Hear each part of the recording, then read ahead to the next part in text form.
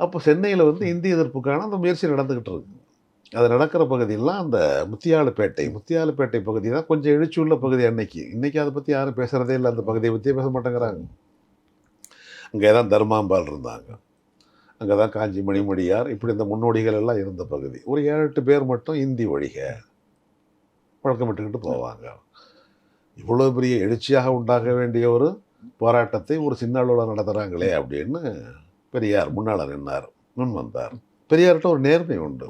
இது வந்து மொழி போராட்டம். நான் மொழியில் வந்து ரொம்ப பெருசாக படித்தவன் கிடையாது. அவர் தன்னை எப்பயுமே எளிமைப்படுத்திக்குவார். நான் ரொம்ப படித்தவன் கிடையாது, நான் 4வது தான் படித்தேன்.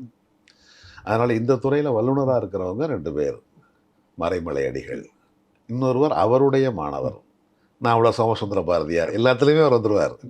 ரொம்ப ஆன்மீக பேராசிரியர் அவர், நாவலர் சோமசுந்தர பாரதியார். ஒவ்வொரு தமிழாசிரியரும் அவர் பேரெல்லாம் தெரிஞ்சுக்கணும்.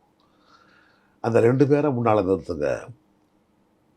தமிழுக்கு அவங்க தான் கருத்தாணையர், அத்தாரிட்டி. நான் வந்து போராட்ட உத்திகளை வகுத்து கொடுக்குறவன், இயக்கம் நடத்துகிறவன், எனக்கு அவ்வளோதான் தெரியும். அவங்க மேலே தான் நம்பிக்கை வரும் மக்களுக்குன்னார். வெடிச்சிருச்சு. 1938 ஜூன் மாதம் 3ஆம் நாள் அன்னைக்கு தான் முதல் நாள் போராட்டம் வெடிச்சது. உண்ணாவிரதம் இருந்தவர் பல்லடம் பொன்னுசாமி என்பவர்.